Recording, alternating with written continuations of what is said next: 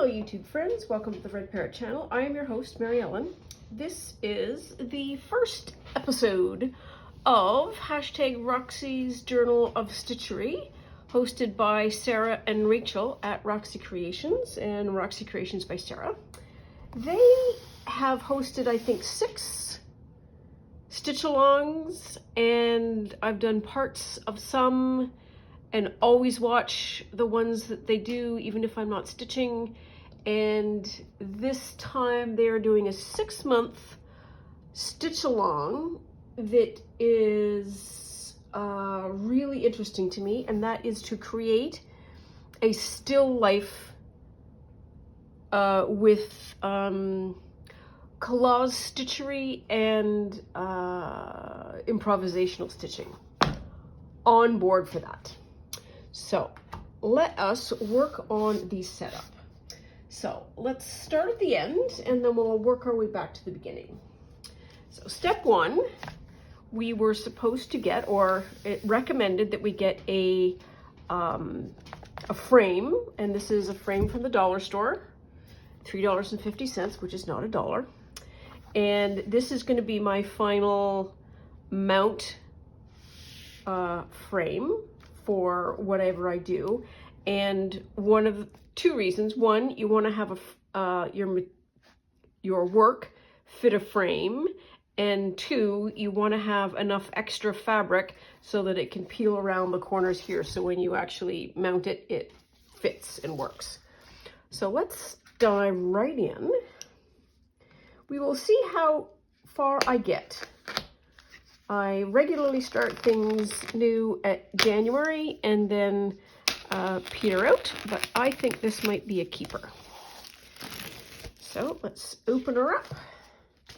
This is that little do not eat preservative stuff to keep it dry. There we are. Oops, daisy. I probably, wait. So let's cut this out.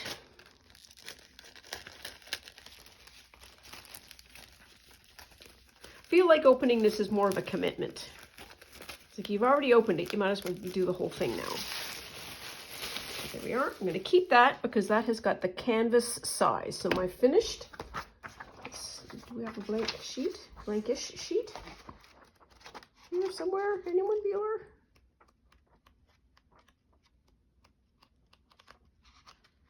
Oh, come on.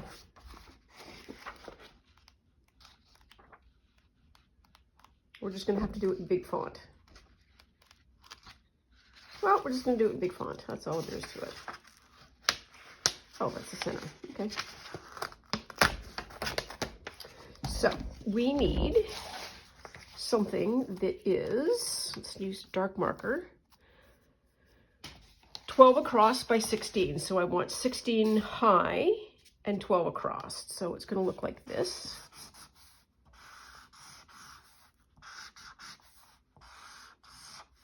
And that's 12 by 16 inches. And let's measure the side here. So, oops. Come on, out of the way, out of the way. So that's 3/4. And we move that along. And that's kind of a 1/4,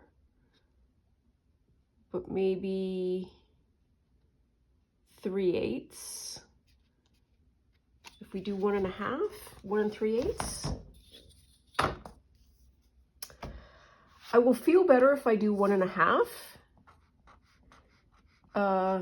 because then I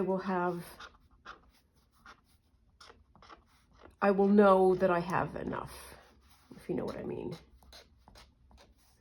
And then seam allowance equals 1 1/2 inches. There we are. So, starting at the end, we are done with this for a while, and we will see you in about 6 months. Good luck, Godspeed.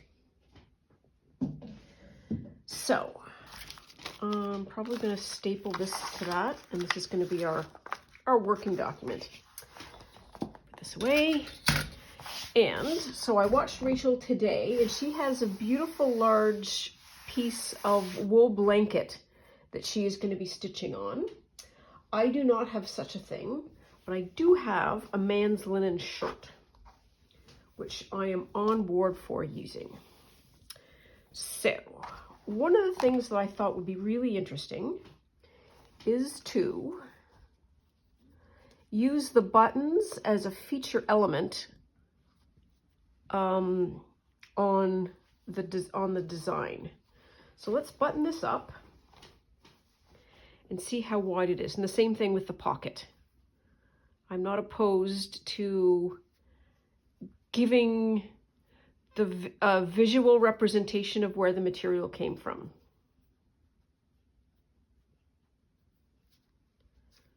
This has been thrifted and also washed.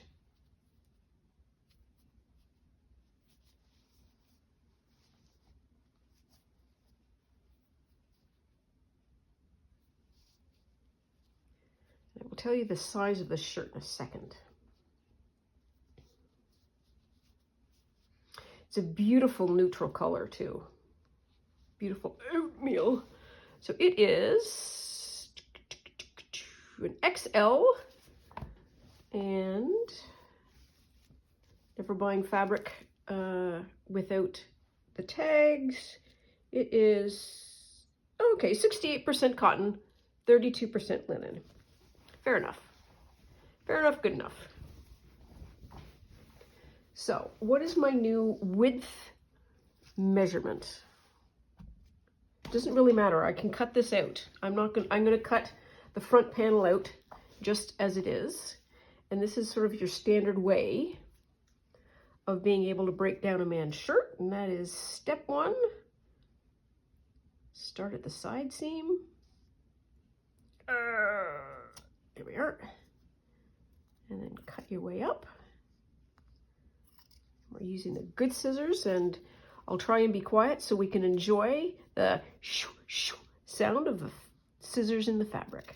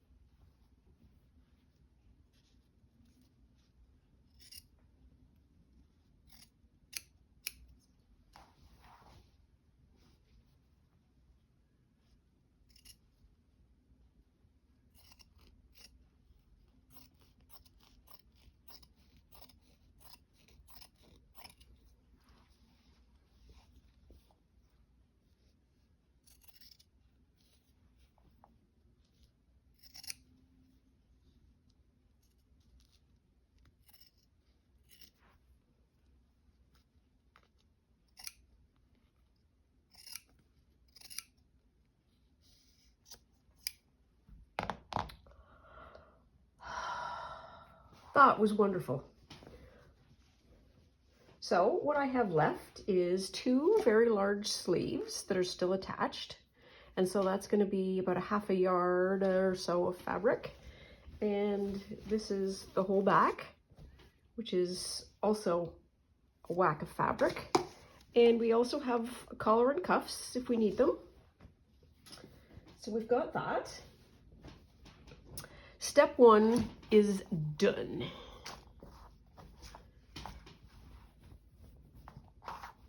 And I so appreciate having the opportunity to enjoy just the sound of the cutting. And that'll get put down. Okay, let's bring our,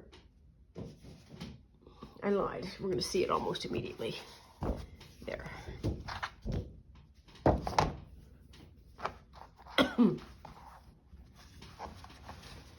So let's say we want it like that. And I can't take it off too far over, or can I? Because of the pocket. Yeah, I could do it. The pocket could be just right at the side. Or, let's see what happens if I bring it up from the bottom. And you can't quite see what I'm doing off the camera, but just know that I'm matching the amount of sort of seam allowance-y. That's way too much. But then that's going to be right off the side. But no, that might not be okay. That'll not be too bad. Oh, but I lose it up there, so I do have to bring it back over. Never mind. And then we have the pocket at the top. So maybe something like that.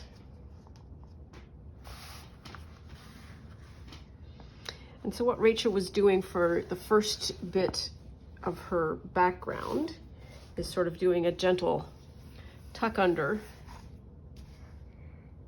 See, that corner is not going to be happy. I need to bring it over a little bit more.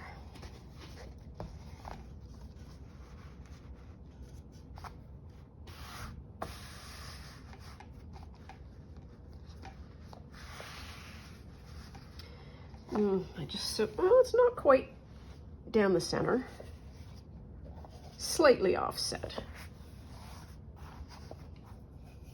So what I kind of need to do now, before we get too far going, is sort of do some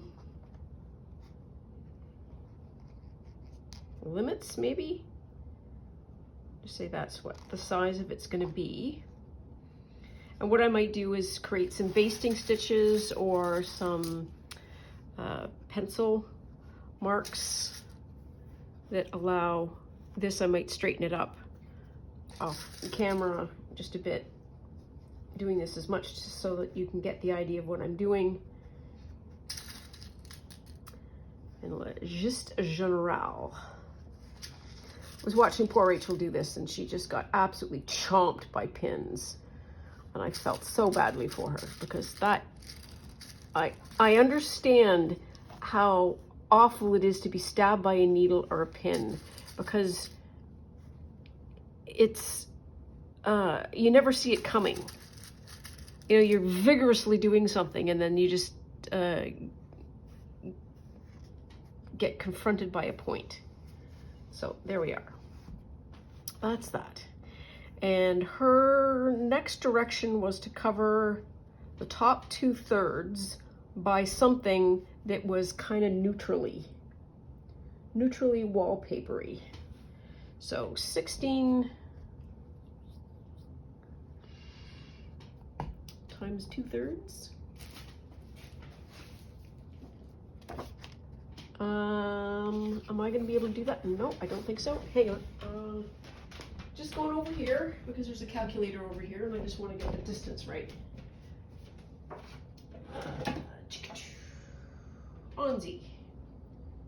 16 times 2 equals, divided by 3 equals, about 10.5 is 2/3.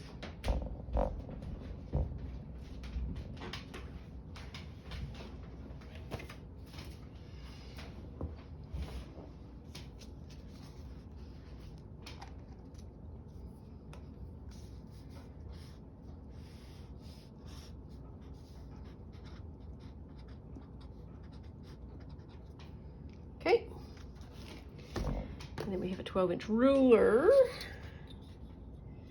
which can give us about 10.5. Wow, okay.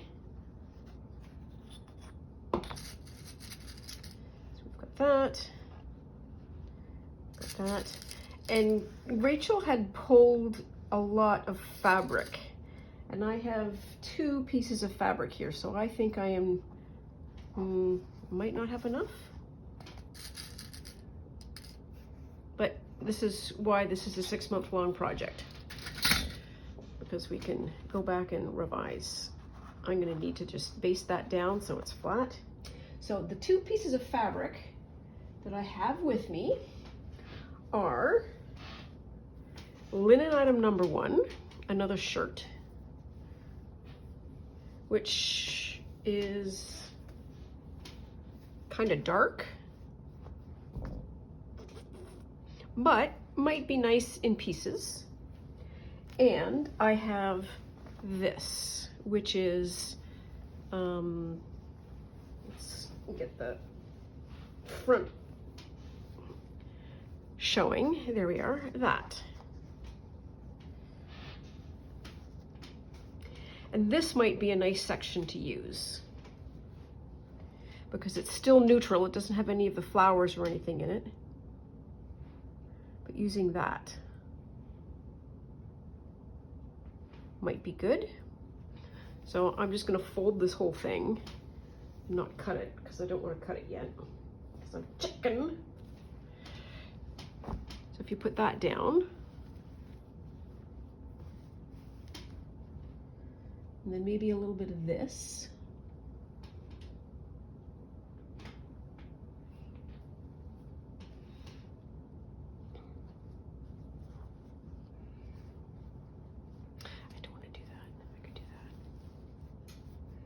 That I think should be the feature fabric, frankly.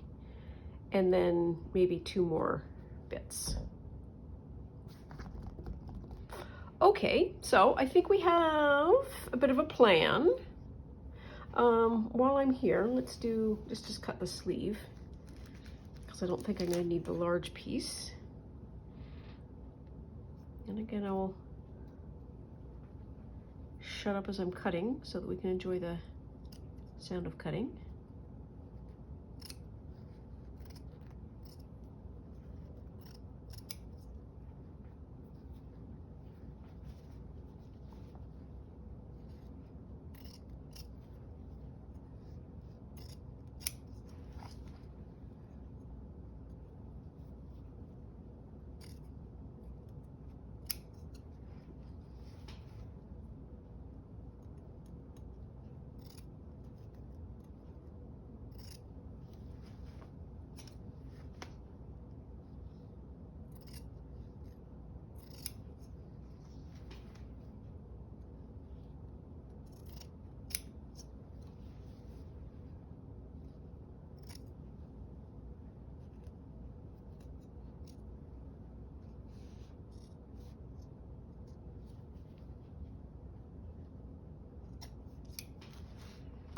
There. Once again, this is a thrifted shirt, and it has since been washed. It has not been ironed, clearly.